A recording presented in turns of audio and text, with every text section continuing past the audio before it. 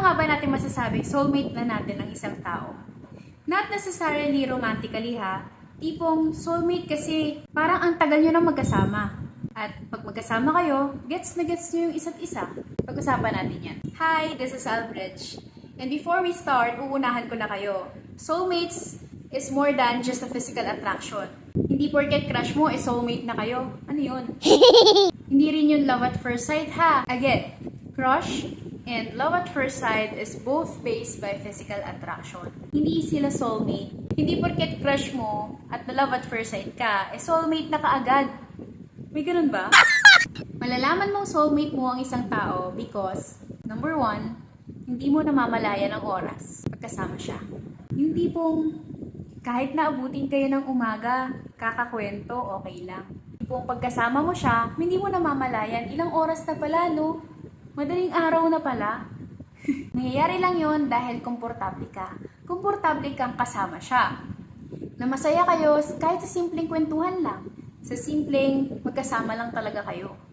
Yung tipong kahit na ilang minuto pa yung masayang, wala kayong pakialam. Tipong ang bilis-bilis ng oras. Ano ba yan? At saka kahit na anong sabihin mo o sabihin niya, alam nyo na tanggap nyo ang isa't isa. Hindi kayo mahihiya na makita niya yung mga pangit na sides mo.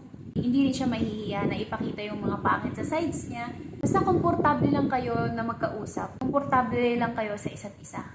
Compared naman sa crush mo, hindi ka nga makapag-hello, paano niya malalaman na crush mo siya? There's this unexplainable source of happiness or feelings of happiness. Kasi nga, number 2, hindi siya nakakapagod kausap. Yung tipong kahit na ano pa yung sabihin niya, yung tipong hindi mo din talaga alam yung topic, pero agree ka lang ng agree.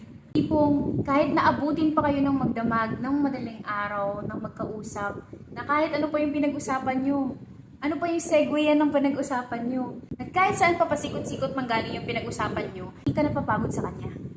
Hindi ka napapagod na kausapin siya. Yun.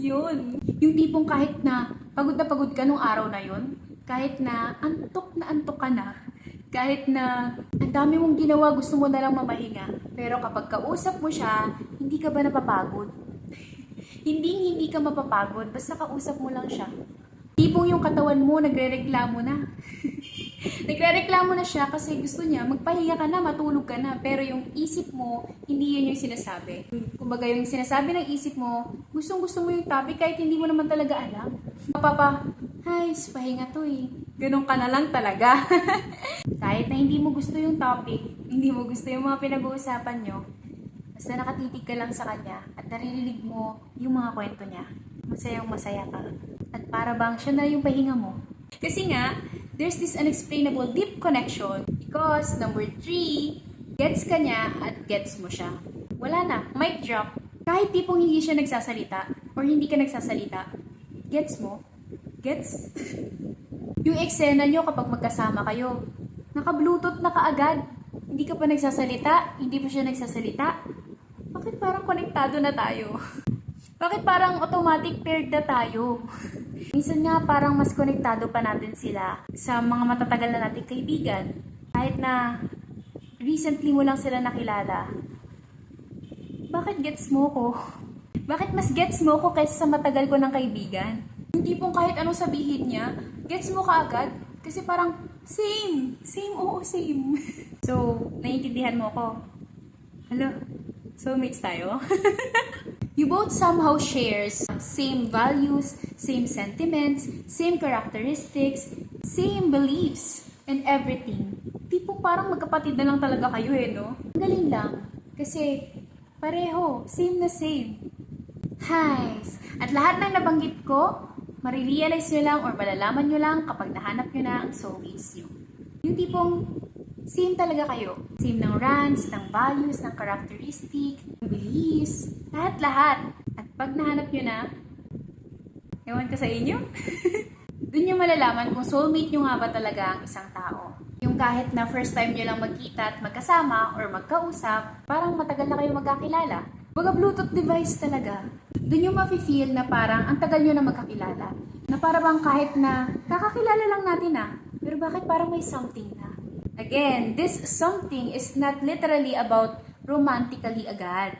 Okay? Pwede naman na something because you value your friendship, di ba? Pinsan mo siya, konektado kayo, o kaya naman friend mo siya, sobrang ganun na ganun kayo, sobra yung connectedness nyo, o kaya kahit na sino na parte ng buhay mo, or magiging parte pa lang ng buhay mo, can be actually your soulmate. Okay? Hindi naman romantically lagi porket soulmate.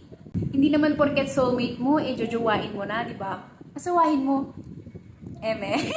Malay nyo lang sa mga past life nyo, pusa ka niya. Tapos nauulol ka lang talaga sa kanya. Pero nakakalungkot lang din isipin na hindi lahat ng soulmates natin is makikilala natin. In this lifetime, in past lifetime, or in our future lifetime. Kasi alam nyo, pwede nga soulmate mo siya, pero never magkukrus yung landas nyo. Before you find your soulmate, you must first find your soul. Though soulmates are not looking for you because they will find you. And do you know that our souls fell in love long before we ever knew? There are no accidental meetings between our souls. Kaya kung nahanap nyo, pahalagahan nyo ha. Some is not lucky to find their soulmates in this lifetime, but some is the luckiest to find their soulmates. And I'm praying that we all meet our soulmates. Soulmate, saan ka na? Dito lang ako, oh. Hinihintay ka. Ikaw, nakilala mo na ba ang soulmate mo? Or meron ka na bang matatawag na soulmate ko to?